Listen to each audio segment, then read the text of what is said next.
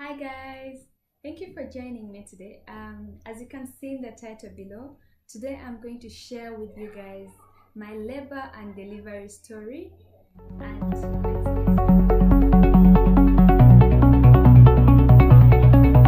throughout my entire pregnancy, I didn't have any complications as far as I can remember.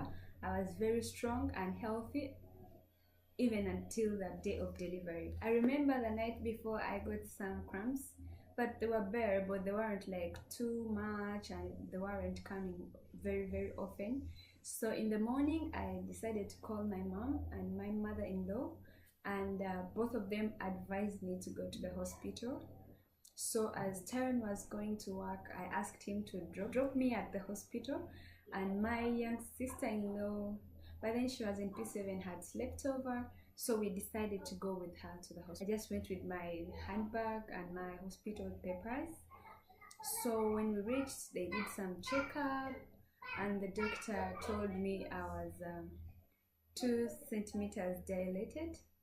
For those of you who don't know, the scale of dilation is 10. So 2 is like just starting, and 10 is the maximum. So 10, you're ready to give birth.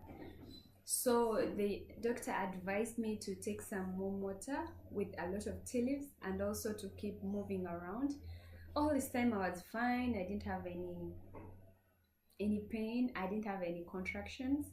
So I was moving around the hospital, chatting with the nurses, going up the stairs, coming down. I was strong this entire time, and I was perfectly well. So at some point, I even got out of the hospital and I moved around. Then I came back. So at around lunchtime, we ordered lunch, me and my sister-in-law. I remember ordering matoke, rice, and guineas with smoked beef in them. But before I could eat, the doctor was like, "Okay, Teddy, can you come to the labor ward for checkup?" I was like, "Okay, fine." So when I reached, he checked me and he was like, "Oh, okay, you're not doing bad, but I'm going to give you something that's going to help you a little bit." I was like, "Okay, fine." So he gave me like a small tablet. I would say like a quarter of a Panadol. It was very tiny. I told me, "You can take that. It will help you." So I took it. So I went back to the room and the effect was immediate. I started getting contractions and I was like, "Really, what is happening to me?" So do you even think I ate my food? I didn't eat food because I started feeling weird. The contractions kept coming and I was like, "What is happening?" The pain started coming. So around that time, after some few hours, I was joined by my Jaja. She's from Terrence's family, but I call her Jaja. She joined us, me and my sister-in-law. She was a sweet lady. She helped me throughout all this process. So they told her to help me move around, and she did so. Like we could go, like I would do like 4 steps, then the contraction would come and I would hold her hand like very tight. I could like bend a little bit, then I hold her hand until the contraction went away. I was like, then until the contraction went away, then I release her hand. We continue to walk like another 4 or 5 steps. The contraction come again. So it wasn't easy all this time. So anyways, I got tired of walking and I told her, "You know what, I'm tired of walking, can we go to the room?" She said, "Okay, fine." So we went to my room and I sat on the bed. There's a bed laid for me to go on after giving birth, and there's this other bed that is for any guest that comes to visit me. By then it wasn't late. So I sat on this bed and the contractions were not stopping, you guys. They were coming more often. Like I would be on the bed like 5 minutes relaxed like this, and then they come and I would hold like both sides of the bed, like this side and this side, and I would like my whole body would shiver and shake until all the contractions vanished. Then I relaxed, like I could hold on both sides, and just that is how it would happen. So it happened and it took like some few hours. I remember sitting there and then feeling like some warm liquid, warm water coming out of me, like out of my vagina. And I realized that where I was seated, like I was seated in water, like literally water. So it wasn't like a gush of like, no, it wasn't like that. It was just some warm water coming out of me, like slowly, like this. Then I realized I was seated in water. I wasn't worried because I knew about it.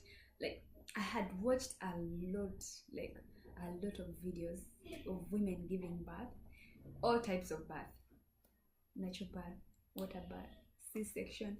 I had watched like a lot of videos. So in my mind, I was ready for everything. But my body wasn't prepared, you guys.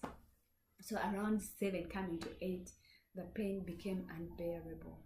Like I couldn't take it anymore. I woke up from the bed I was seated on. I woke up and I went to the labor ward. I just climbed on the bed and I was like, "Doctor, I'm here to give birth." And in the labor ward there were some other nurses, like 3 of them, and then the doctor. They were trying to make me calm. They were trying to create some jazz for me to be involved.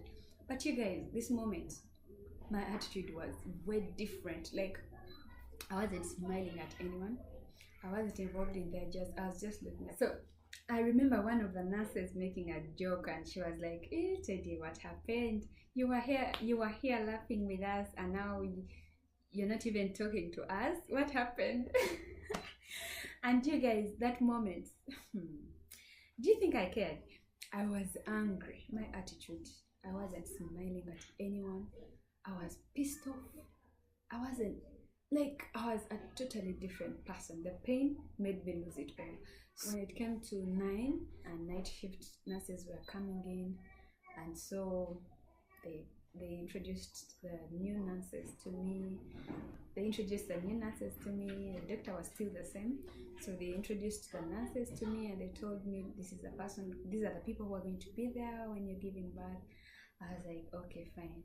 So I stayed on that bed, but still I was getting cramps. Like when they would come, I would hold that bed on both sides and still hold it so tight until my contractions stopped. But then I realized that she was moving around, preparing stuff. You know that you can tell. Like I was looking at her, and I knew that I think the time is almost.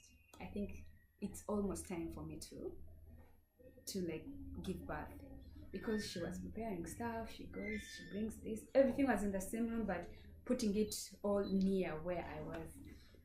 So around that time, that's when my mother-in-law joined us, and then I felt like going to the bathroom. So I told the doctor that, "Doctor, I want to go to the bathroom." And he said, "Do it here." I was like, "No, you don't understand what I mean. I want to do number 2, like really bad." And he said, "Yes, do it here." Everyone in the room was telling me, "Do it." I learned later on that most women, especially when it is their first time, they say that because that is what it feels like in their body. They feel like doing number 2, but yet it means the baby is coming now, like the baby is ready to come out. I think when you've given birth before, you can understand that now this is the time, but I didn't know. At this point, the doctor helped me. Like he was instructing me when to push and when not to push. It was when I would get contractions, that was when he would tell me to push. So I would, like, on this side was my mother-in-law, and on this side was my judge, the lady I told you about. So when the contractions would come and the doctor would tell me to push, I would hold their hands like very tight, and I was like, ah! Like I wasn't shouting and I wasn't crying, but I was in a lot of pain. After like 3 pushes, I remember the doctor was like, he told both the ladies, like my mother-in-law and my judge, and he told them, "I can see the baby's hair. Like I can see the baby's hair. She needs to push more." So they were both encouraging me. They're like, "Teddy, please push. The baby is going to get tired and you're also going to get tired. Please push." So I did this one last push. The contraction came and it was too much, and I pushed with all the energy I had, you guys. I pushed like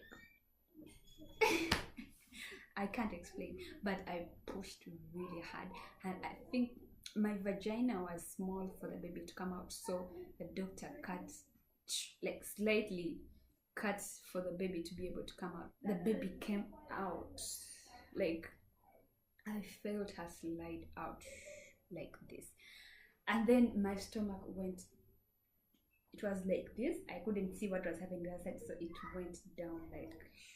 After like a few seconds, I had the baby cry. Doctor put the baby in my chest, and you guys, that is the moment I'll never forget.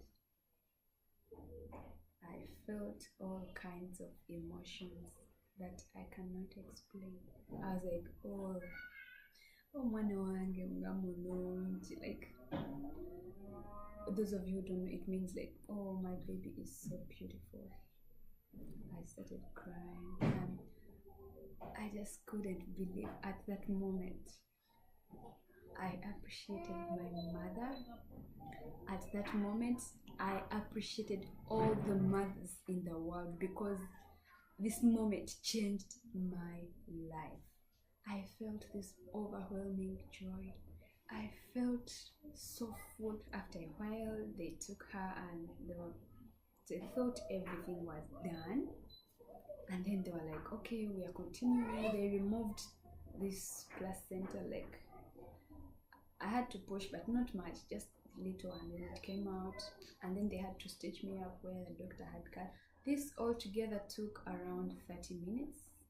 I got frustrated, and I was like, really, doctor, what are you doing down there? I'm tired of being here. But anyways, it all ended well. So that is my labor and delivery story. If there is anyone expecting right now, anyone pregnant, I hope I've not scared you, but my intention was to inspire you and make you strong, and encourage you that you can go through this, all the pain that you're going to go through. Just remember, at the end of it all, you're going to get something more precious out of it. And I want to appreciate all the mothers out there. You are strong. Thank you so much for watching. It's been BRANYTEDDY, and bye.